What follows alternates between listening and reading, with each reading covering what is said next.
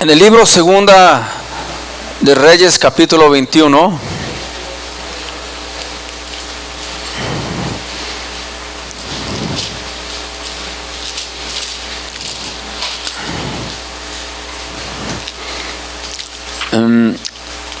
quiero continuar con esos estudios que estamos llevando referente a la brujería, a la hechicería, referente también a estas festividades que se aproximan, porque queremos entender a través de la palabra del Señor que todo ese tipo de fiestas para los hijos de Dios están prohibidas. Amén. Porque el Señor lo dijo: tú no harás lo que hagan las demás naciones. Tú eres mi pueblo, tú eres mi iglesia, eres apartado, así que no tienes que hacer nada de lo que hagan las demás naciones. Amén. Porque, bueno, hermanos, hemos visto a través de sus estudios las consecuencias que se pueden venir, sobre todo espiritualmente, a nuestras vidas, y que siempre estamos batallando con tanta cosa espiritual y a veces ignoramos y pensamos que es por otras cosas menos que sea un ataque del enemigo, pero la Biblia es clara, hermano. La Biblia no te habla de otro tipo de situaciones más que del ataque directo del diablo. Amén. La Biblia no miente, nos dice la verdad. Tal vez nosotros la creamos o no la agarremos tan en serio, pero la Biblia es la verdad. Y si de ahí empezamos, se va a dar cuenta que vamos a avanzar mucho, porque su propia vida va a ir dando un giro en todas las cosas, al saber, al entender el peligro en que corremos cuando la iglesia del Señor se distrae en estas cosas. Amén. El ataque es directo a la congregación, siempre ha sido así. El ataque es directo a la iglesia, siempre ha sido así, hermano. Ayer les comentaba en la reunión de matrimonios a nuestros hermanos que el diablo ya no tiene que atacar tanto a la gente de afuera, porque ya la tiene en sus manos. ¿Entiende? Usted, si tiene ya algo en sus manos, pues ¿para qué pelea por ello? Pero va a pelear por la congregación, va a pelear contra la congregación el enemigo. La guerra no es contra los de afuera, es contra los de la congregación. ¿Lo sabía? Y resulta que usted es parte de esa congregación. ¿Cómo la ve? Sí. Entonces entendemos que la mayoría de cosas que vienen a nuestras vidas, hermano, son ataques del diablo directos. ¿De acuerdo? Usted puede echarle la culpa al gobierno, a los partidos políticos, a la presidenta. Usted puede echarle culpa a Trump, a todo lo que usted quiera. Pero la verdad, ¿quiere saber la verdad? Usted está siendo atacado por el mismo diablo. Esa es la guerra que trae usted. Son los problemas que nos llegan, nos pegan, ¿sí? Porque una cosa es la prueba de Dios, pero mire, las pruebas de Dios vienen en otro sentido, que después podremos diferenciar una cosa o de la otra. Pero ahorita, sin lugar a dudas, hermano, la iglesia está siendo atacada, ¿sí?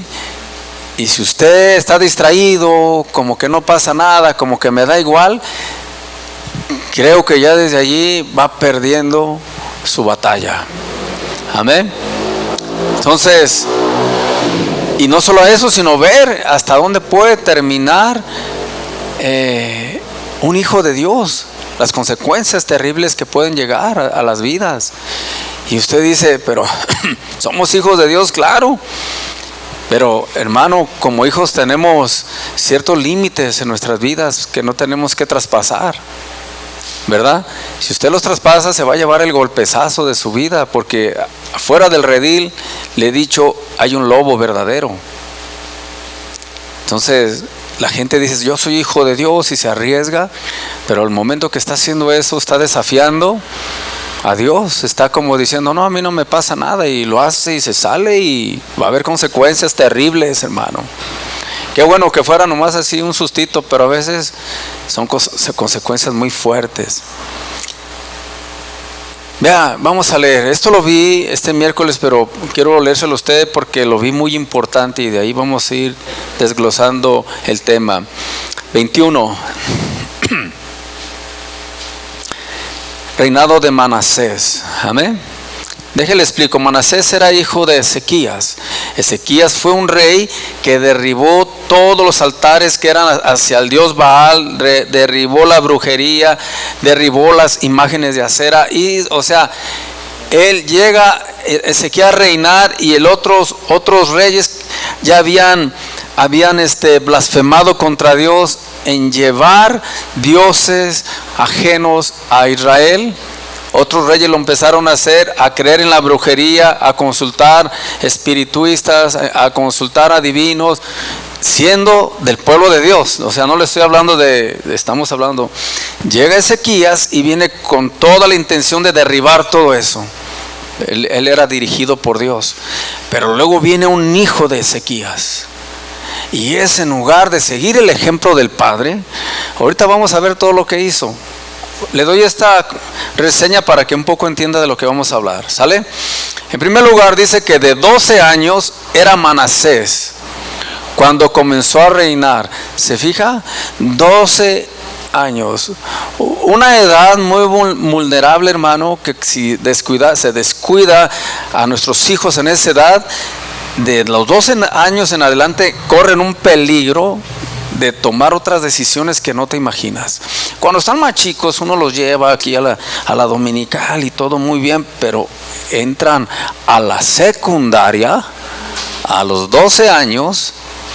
Es una edad aguas, hermano, que si nosotros como padres nos descuidamos poquito, el enemigo estará allí para enseñarle. Es una edad tremenda, hermano, la de los 12 años. ¿Sí? Cuando nosotros no les inculcamos la palabra del Señor en ese tiempo a ellos, aunque de chicos estuvieron en la dominical todos, si a los 12 años no empiezas a enseñarles la palabra de Dios, lo más seguro es que se te va a descarrilar. 13, 14, 15, no, olvídese.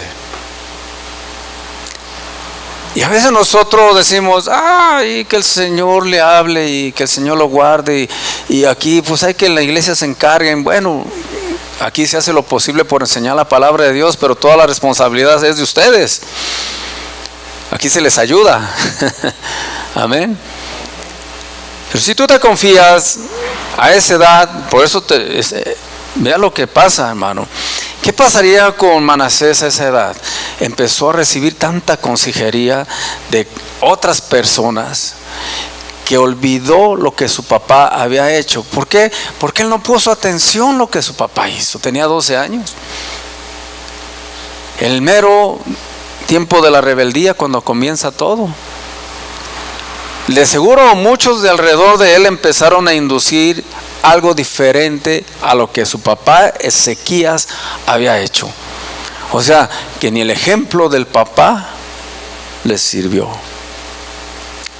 Sí, a veces nosotros decimos, pero ¿por qué hace eso si yo le he dado el ejemplo hasta donde uno puede? Pero ¿por qué, hermano? Pero es que no solamente es el ejemplo, tenemos que estar con ellos orando, enseñándoles la palabra, induciéndoles el temor de Dios, porque si no se va a perder. Amén. 12 años, bueno, seguimos, vamos a la lectura. Cuando comenzó a reinar, y dice que a los 12 años, y reinó ¿en dónde? En Jerusalén, 55 años. Vea todo lo que reinó este adolescente, ¿verdad? Era un adolescente de 12 años. El nombre de su madre fue Epsiba.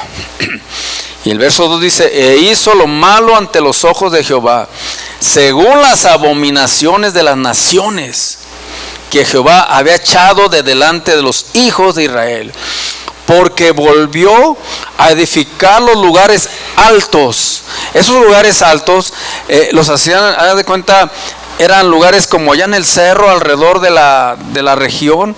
Ahí hacían sacrificios, ahí invocaban otros dioses, allí en estos lugares altos practicaban la brujería. ¿sí? Porque se tiene entendido que los lugares altos es como que de ahí se domina a todo lo que está abajo. Desde ahí las maldiciones, desde ahí todo sobre la ciudad o pueblo, y todo lo hacían en lo alto como para que les pegue de bajada. Les llegue así como esa cobertura, pero de demonios a la ciudad. Por eso eran los lugares altos. Después que los que queremos bien entender que eran estos lugares, eran lugares donde se sacrificaban niños, donde hacían brujería, donde hacían hasta lo que no se imaginan, y adoraban al dios Baal. Era el que estaba ahí fuerte. Dice la palabra del Señor, dice, porque volvió a edificar los lugares altos, ¿está en el 3? Que Ezequías su padre había derribado. Amén. Y levantó, ¿qué? Altares a Baal. Volvió a edificar altares de Baal cuando su papá se la pasó años derribando todo lo que era del diablo, toda esa brujería, toda esa idolatría. Llega ese hijo y con toda la rebeldía del mundo, tratando de ser mejor que el papá, y resulta que empieza a hacer lo peor. Amén. Y dice la palabra del Señor, e hizo imagen de acera, como había hecho Acab, rey de Israel. O sea, otro de los reyes eso hacía. Y adoró a todo el ejército de los cielos y rindió culto a aquellas cosas. Adoró a todo el ejército de los cielos. Vimos a través de la palabra de Dios que ese ejército de los cielos, hermano, no son los ángeles de Dios. Porque los ángeles del Señor no se dejan adorar. Cuando Juan quiso adorar a un ángel, ¿qué le dijo el ángel? No, espérate, levántate porque yo también soy conservo. Esos ejércitos que habla son los mismos ejércitos que vio Pablo cuando le describe y le dice que nuestra lucha no es contra carne y sangre, sino contra potestades, gobernadores de las tinieblas de maldad en las regiones celestes. Estos ángeles que está hablando aquí la palabra de Dios no son ángeles de Dios, son espíritus diabólicos. Amén. Y empezaron a adorar a esos demonios. Imagínense, el pueblo de Dios. El pueblo de Dios. Y dice la palabra del Señor, y rindió culto a aquellas cosas. Cuando habla de rendir culto, es rendir adoración a aquellas cosas. Nosotros aquí tenemos un culto para el Señor y es adoración para Dios. Amén. Asimismo, edificó altares en la casa de Jehová. Se puede dar, entienda bien esto, dentro de la iglesia, dentro de la casa de Jehová, este joven empezó a edificar altares, no de Dios, del cual Jehová había dicho, yo pondré mi nombre en Jerusalén. Y edificó altares para todo el ejército, ¿de quién? De los cielos, hablando de los demonios, y los 2 atrios de la casa de Jehová.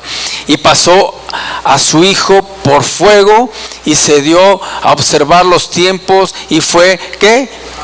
Fue brujo, e instituyó encantadores y adivinos, multiplicando así el hacer lo malo ante los ojos de Jehová, para provocar lo que, porque todo eso provoca ira hacia Dios. Por eso Dios castiga a las naciones por la brujería, la hechicería, porque adoran otros dioses. Por eso Dios manda juicio a esas naciones, hermano. Por eso ve cómo está el mundo, son juicios ya de Dios. Han dejado a Dios y se ponen a adorar algo que no, lo provocan a ira. Dice la palabra del Señor que este hijo empezó dentro de la casa de Dios, dentro de la iglesia de Dios, a sacrificar y a hacer hasta lo que no te imaginas. Sacrificó su hijo, porque era una forma de invocar demonios y de tener poder, y de que según eso el dios Baal les contestara. Era sacrificando a su propio hijo, y él lo hizo. Pero ¿cómo si era hijo de Ezequías? Ezequías fue uno de los mejores reyes de Israel, hermano, de los que habían hecho las mejores cosas para Israel. Ya ve que Saúl también fue a consultar una adivina, ¿recuerda? y hizo lo malo ante los ojos de Dios. Empezó bien y terminó mal. Pero viene David y muchos gobernaron bien Israel. Ezequías fue uno de los mejores reyes de Israel, pero su hijo fue uno de los más perversos reyes de Israel. Qué contradictorio, hermano. De los mejores reyes al hijo de los peores hijos. ¿Qué pasó ahí, hermano? ¿Qué sucedió? Bueno, de antemano le digo, no fue culpa de Ezequías. Ezequías murió. Ya no pudo guiar bien a este joven. Y de seguro la gente que estaba alrededor, que estaba esperando que Ezequías muriera para tomar ellos el control, fueron los que empezaron a lavarle el coco, como se dice, a Manasés, para que volviera a hacer lo malo delante de Dios y provocarlo a ira. Entonces Ezequías no se puede uno meterlo allí porque él murió. Amén. No tuvo la oportunidad de educarle de esa edad en adelante. ¿Me entiende? Ahí se puede decir que Ezequías pues no tiene la culpa de todo esto. Amén. Pero se echaron maldiciones, hermano, que si tú sigues leyendo te vas a dar cuenta todo lo que vino después de todo este reinado. Porque vinieron una serie de reinados que todo el que llegaba hacía lo malo delante de Dios. Y hacía lo malo delante de Dios. Dice, e hizo lo malo de Dios. E hizo lo malo delante de Dios. E hizo lo malo delante de Dios. Y todos era pura brujería, hechicería, sacrificios de hijos. Era adoración a Baal. Era una cosa terrible al grado que llegó el pueblo de Dios. ¿Sí? Por eso el Señor los castigaba y mandaba a ciertos reyes para volverlos a esclavizar y meterlos en cintura. Uno de ellos fue, ya saben, Nabucodonosor. ¿Sí? Entonces, si usted lee la Biblia se va a dar cuenta que casi todo era referente a hechicería, a idolatría, que el Señor derramaba ira. Por eso, para los hijos de Dios está prohibido esas prácticas, hermano. Amén. Por eso nosotros no tenemos que estar festejando ningún tipo de día, ni porque está relacionado, tiene raíces satánicas. Amén. Pero claro, el diablo no se lo va a manifestar así, lo va a hacer como algo bonito, como un juego. Ah, mira qué padre. Ay, mi hijo disfrazado de... Ah, mira, se ve bien bonito con su disfraz del Frankenstein. Ay, qué bonito está mi hijo. Ay, déjale, pongo la del hombre lobo. Ay, qué hermoso. O sea, no sabe todo lo que está usted haciendo espiritualmente con su hijo. O sea, no le enseña lo que es la palabra, pero sí lo quiere inducir a cosas que no. Amén. Y luego veamos las consecuencias, porque de repente mi hijo ya no puede dormir, ya tiene pesadillas, ya en la noche se le aparece algo. ¿Usted cree que no existe eso? Hombre, muchísimos niños están atormentados por el mismo Satanás en esas cosas, hermano. Muchos niños. Y usted dice, ¿pero por qué? Bueno, es que lo espiritual no cualquiera lo puede manejar, hermano. Y es mejor ni tocarlo. ¿Sí me entiende? Porque es una cosa bien delicada. Son espíritus que usted no ve, pero bravos, ¿cómo son de bravos? Si usted no, mejor ni le toque ni le cale. Total, ¿para qué me arriesgo? O sea, si yo no tengo ese conocimiento bien. Pero pareciera que pasan desapercibidos estas cosas, hermano, y vemos las grandes tragedias que pueden llegar. Amén. Fíjate, estaba en el verso 6, ¿verdad? Y pasó a su hijo por fuego y se dio a observar los tiempos. O sea, empezó ya a salirse y fue agorero. Manasés fue agorero, y agorero es un brujo, para que me entienda. E instituyó encantadores, adivinos, multiplicando así el hacer lo malo ante los ojos de Jehová para provocarlo a ira. Y puso una imagen de acera que él había hecho en la casa de la cual Jehová había dicho a David y Salomón su hijo: yo pondré mi nombre para siempre en esta casa y en Jerusalén, la cual escogí de todas las tribus de Israel. Imagínense, en el mismo templo de Salomón donde adoraban a Dios, allí mismo puso una imagen. Amén. Altares, hermano, altares que a veces nosotros los hacemos, a lo mejor no con imágenes, pero a veces tenemos en nuestros corazones ciertos altares, cierta idolatría, que en lugar de tener a Dios como ese altar, está una obra de la carne como altar en nuestras vidas. Amén. Por eso le digo que esto no es solamente de altares así como hechos así con la mano, sino dentro del corazón. Le recomiendo que después siga leyendo esta escritura, ¿sale? Solamente quería darle ahí un poquito de la introducción. Vayamos al libro de los Jueces, por favor. Libro de los Jueces, capítulo 6.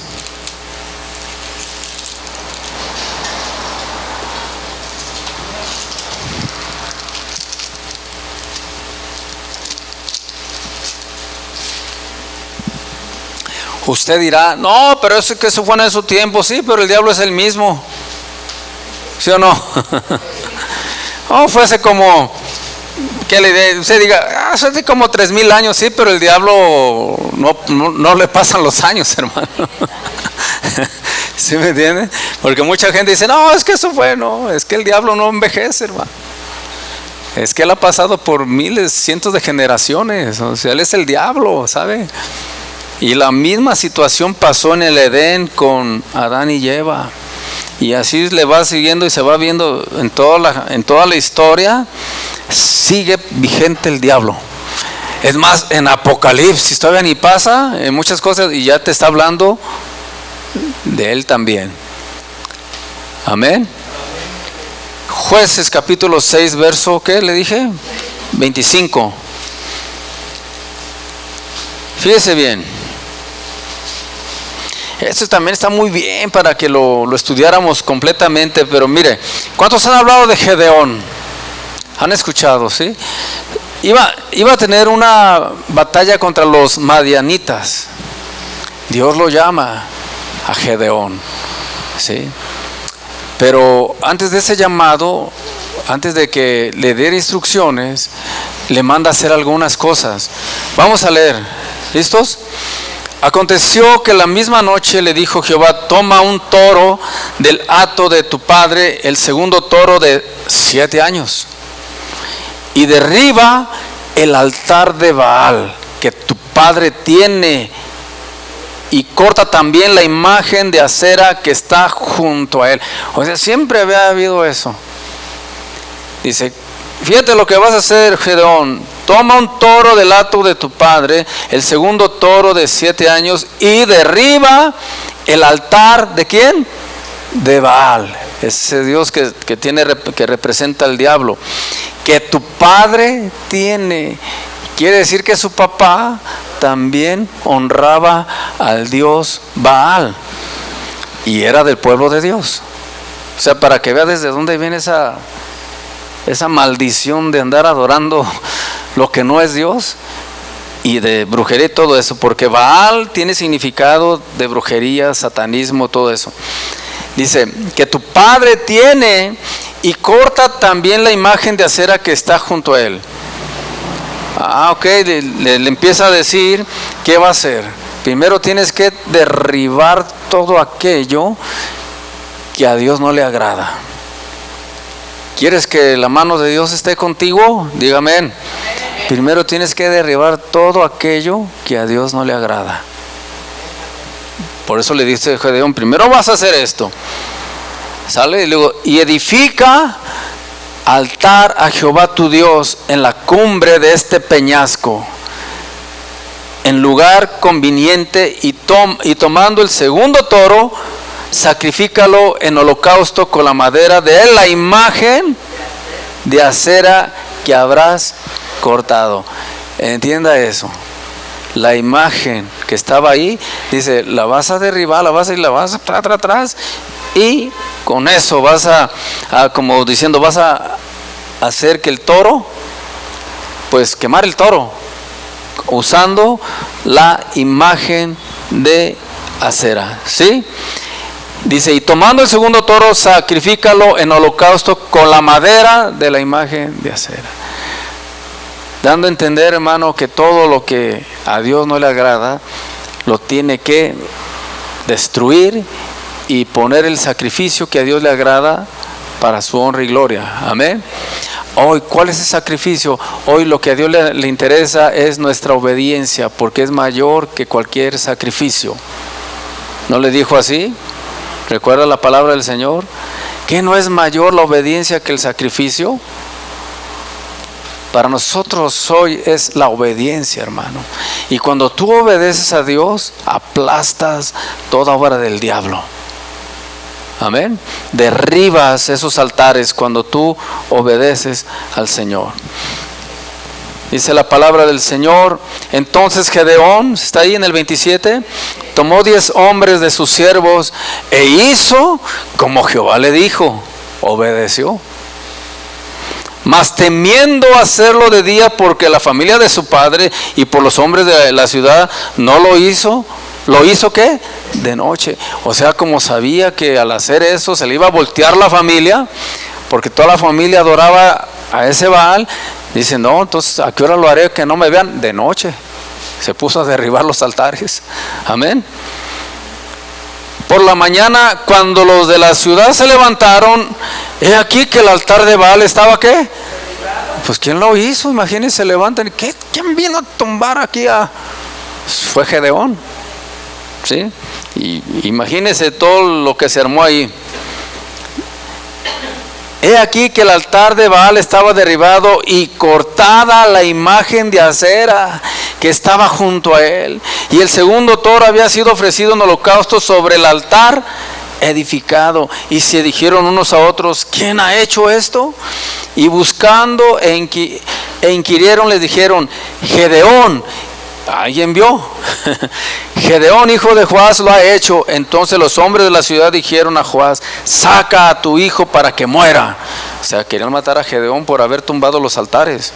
¿Sí? Saca a tu hijo para que muera, porque ha derribado el altar de Baal y ha cortado la imagen de acera que estaba junto a él.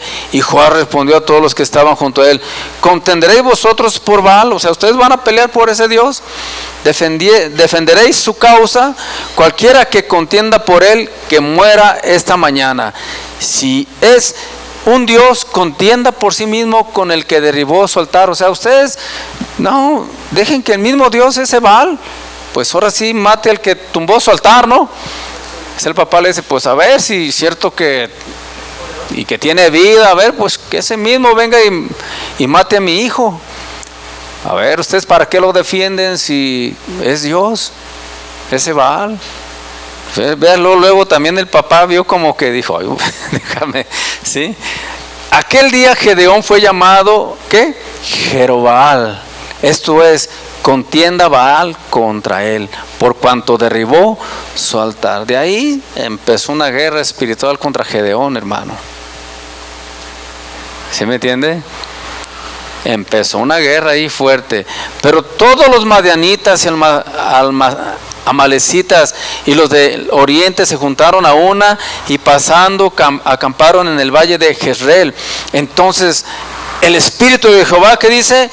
Vino. Ya cambió la historia, hermano.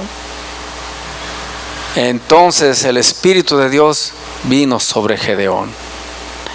Hermano, cuando queremos que el Espíritu Santo descienda a nosotros con poder, se tienen que derribar altares, hermano.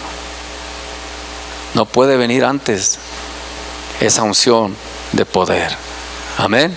Se tienen que quitar antes altares para que entonces, dice la palabra de Dios, que en Entonces, verso 34, el Espíritu de Jehová vino sobre Gedeón, y cuando éste tocó el cuerno, los abiezeritas se reunieron con él, y envió mensajeros por todo Manasés, y ellos también se juntaron con él. Asimismo envió mensajeros a Aser, a Zabulón y a Neftalí, los cuales salieron ¿a qué? A encontrarles. Y Gedeón dijo a Dios: si has de salvar a Israel por mi mano, como has dicho, he aquí yo pondré un vellón de lana en la era, y si el rocío estuviera en el vellón solamente, quedando seca toda la tierra, entonces entenderé que salvarás a Israel por mi mano, como lo has dicho. ¿Sí lo ha leído eso? Dice: voy a sacar afuera un vellón, afuera del campamento, y si todo está mojado y el vellón está seco, era como una seña para él: es que tú me vas a dar la victoria. Imagínense, o sea, tenía que ser de parte de Dios algo así, ¿sí? Entonces entenderé que salvarás a Israel por mi mano, como lo has dicho. Y aconteció así, pues cuando se levantó de mañana, exprimió el vellón y sacó de él el rocío, un tazón lleno ¿de qué? De agua.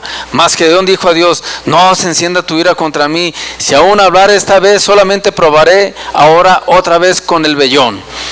Te ruego que solamente el vellón quede seco y el rocío sobre la tierra. La otra era que todo mojado, no, era todo seco y el vellón mojado, la primera. Y luego dijo: ahora la voy a poner al revés. Así como que todavía dudaba de Dios, del mensaje. Ahora lo voy a hacer que al revés. Te ruego que solamente el vellón quede seco y el rocío sobre la tierra. Y aquella noche lo hizo Dios así.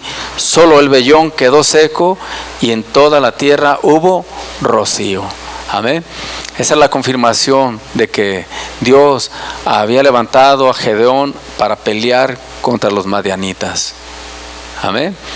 Pero no pasó eso, hermano. No fue dirigido antes ni ungido por el Espíritu Santo, sino derribaba primero los ¿qué?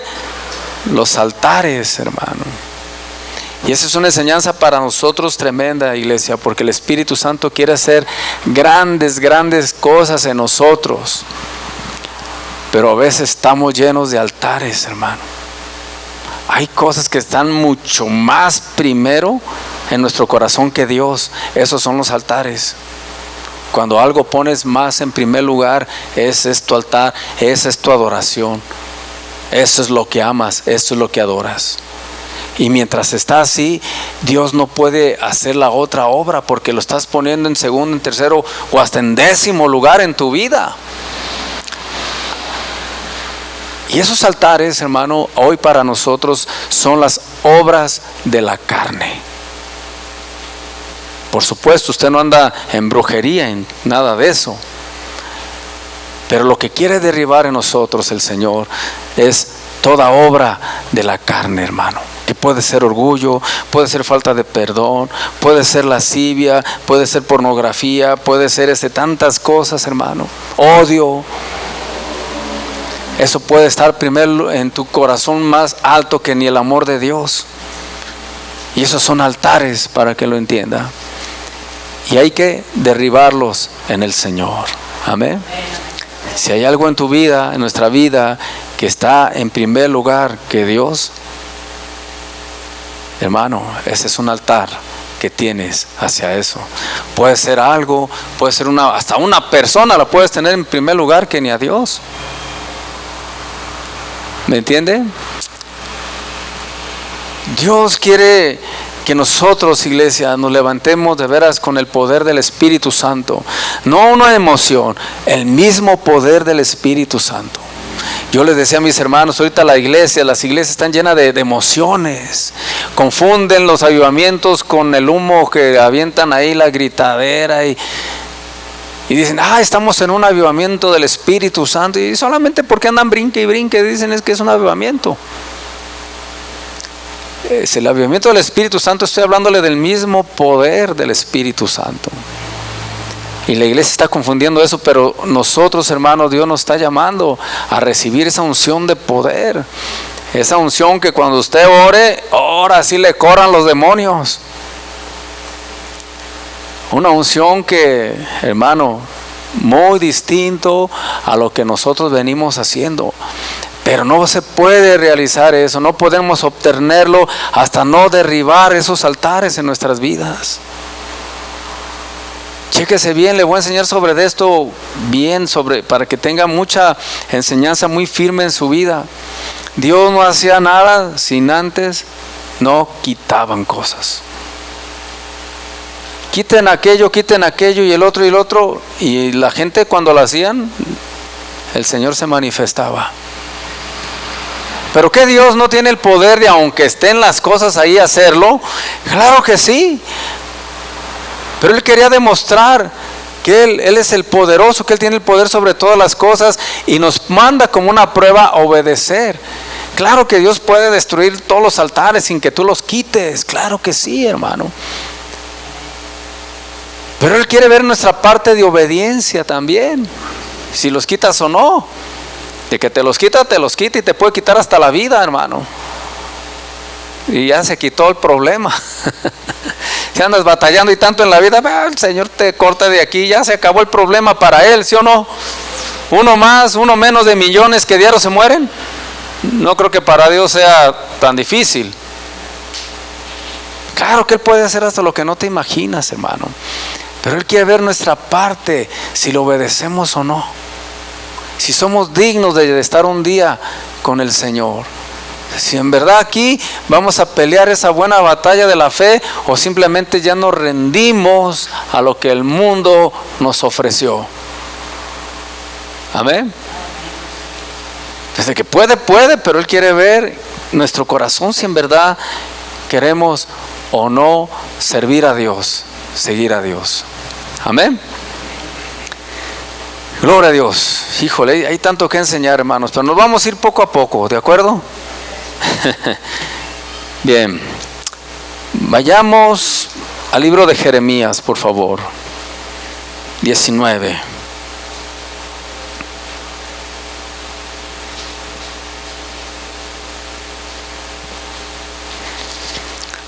Vamos a ver, en ese tiempo de Jeremías, él vivió cuando llegó Nabucodonosor. ¿Sí me entiende? Él había advertido al rey de Israel, no recuerdo cuál era su nombre, el rey de Israel, en ese tiempo de Jeremías. Jeremías fue a advertirle: mira, tienes que volver a Dios, tienes que arrepentirte de tus pecados y quitar toda la idolatría, porque viene un rey que va a esclavizar a Israel. O sea, Jeremías ya, Dios le había avisado que venía un rey a destruirlo, a esclavizarlo, a quitarle su reinado, que era Nabucodonosor. Ok, fue en el tiempo de Jeremías. Entonces dice la palabra del Señor aquí en Jeremías 19:13: las casas de Jerusalén, ¿está allí?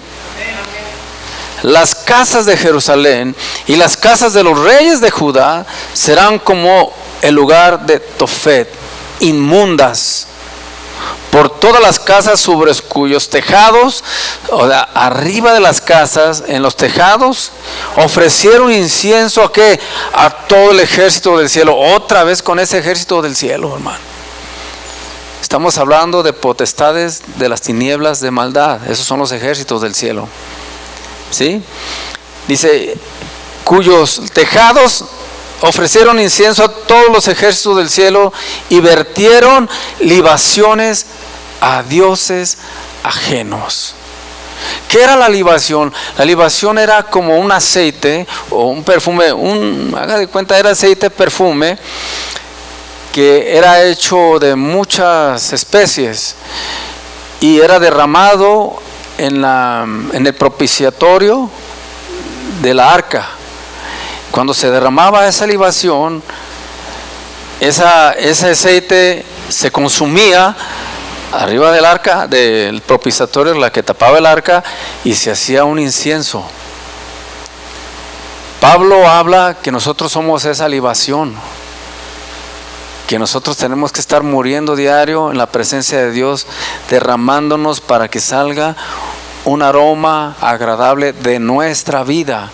Pablo nos asemeja como esa libación.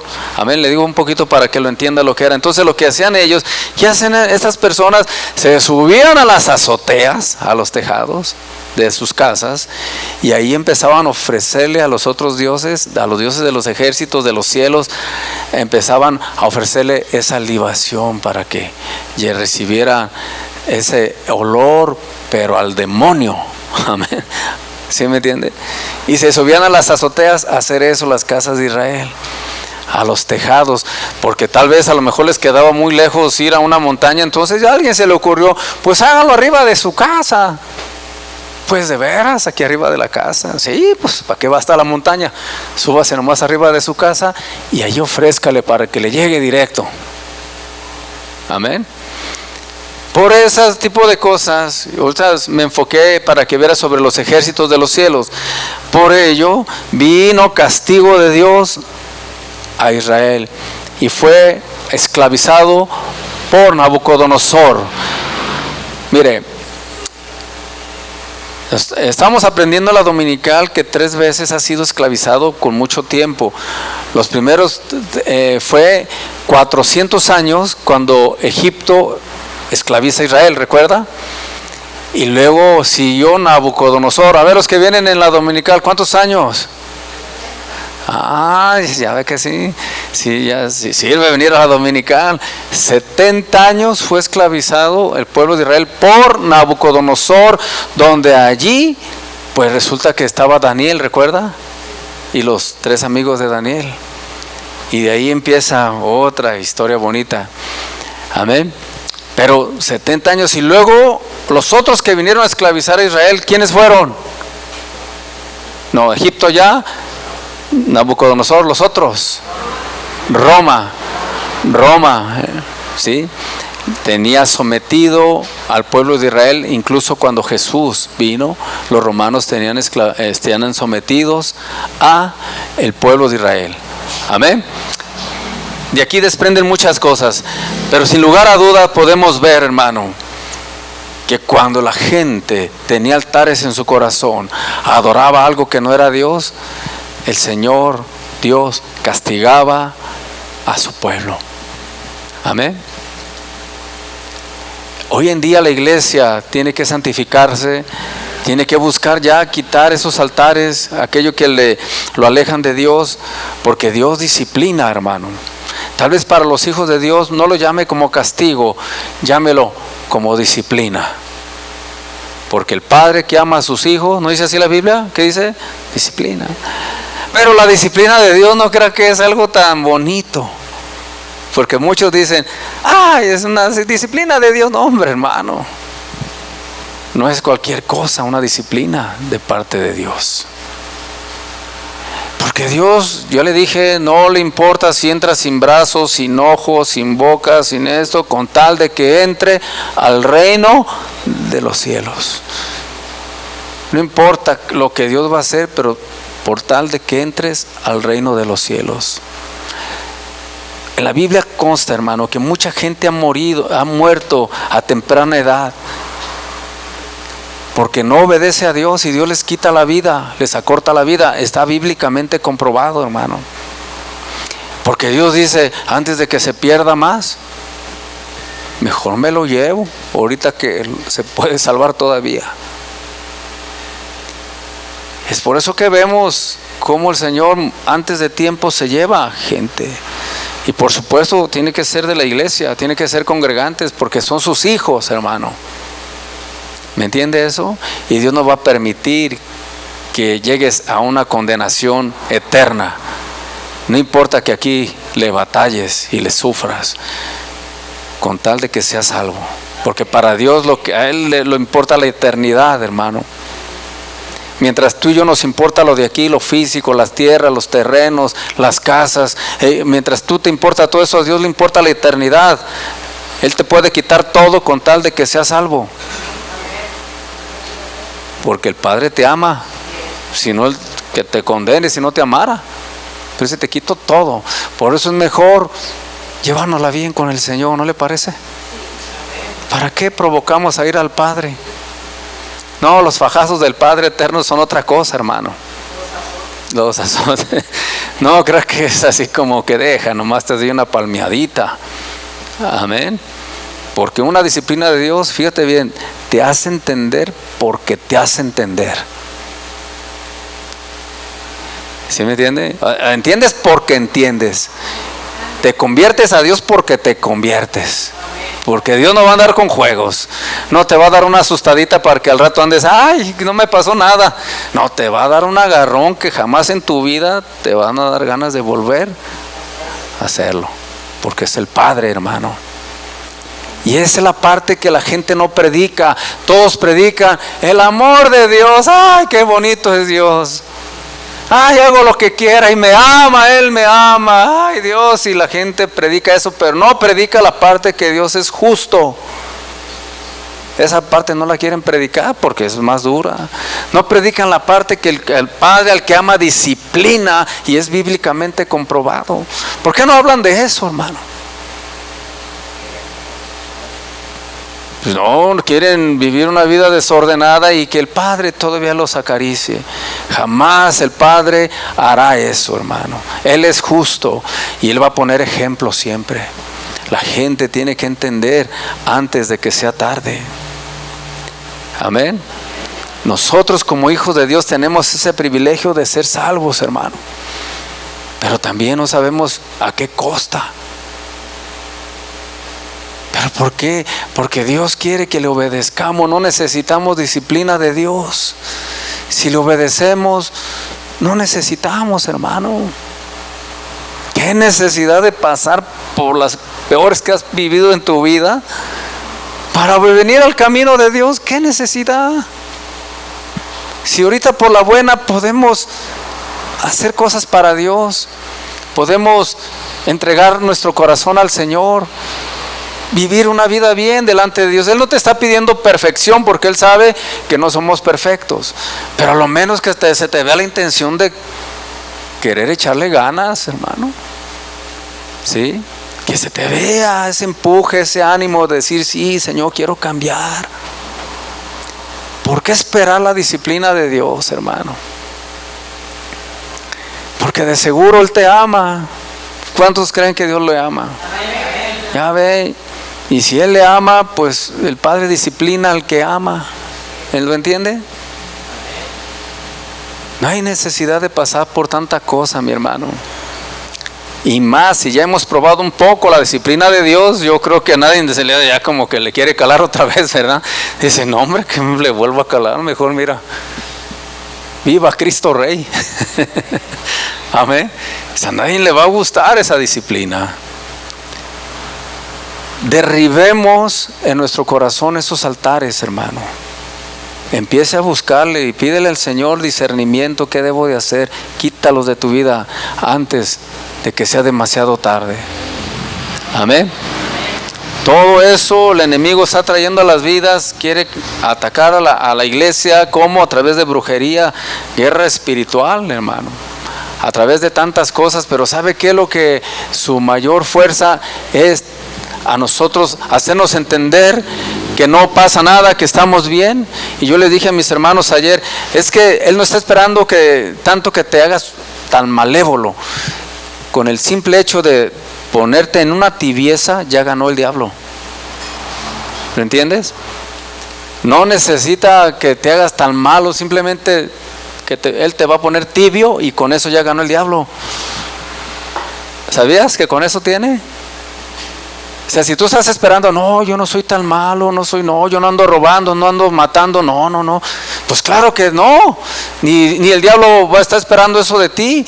Él simplemente con que lo tenga tibio, ya gané. Porque el tibio, ¿qué dice la Biblia? ¿El Señor lo qué? Entonces Él dice, no ocupo tanto, simplemente con que lo ponga ahí tibiecito al hermanito, ahí tranquilito, con eso ya la hice. Amén. Ya ve, y Pablo decía, aviven el fuego del don de Dios que está en ustedes. Aviven su corazón. No estén tibios, enciéndanse, porque la tibieza, haga de cuenta que para el diablo es victoria. Amén. ¿Cuántos se van a encender en Cristo Jesús? ¿Cuántos le van a poner más leña ahí al fuego? ¿Y cuántos van a derribar esos altares que todavía están ahí? Amén. ¿Cuántos quieren orar y decirle: Señor, muéstrame qué debo derribar en mi vida? Queremos del Espíritu Santo, no hay otra, mi hermano. Necesitamos derribar altares.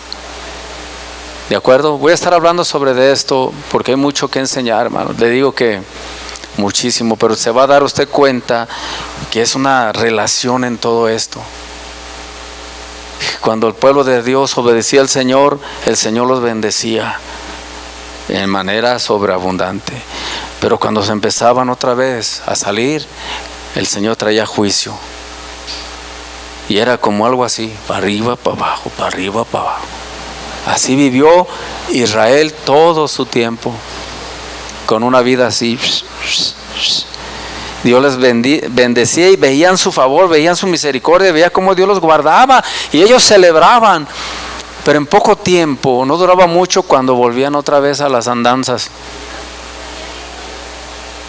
Y el Señor veía y les daba: bueno, vamos a ver si se componen en el camino. Veía que no, ¡pum! Juicio, años de juicio ahí, sequía, maldición ahí, de tantas cosas, hasta que se arrepentían y otra vez hacían lo bueno delante del Señor, y otra vez el Señor, la bendición, la protección, todo.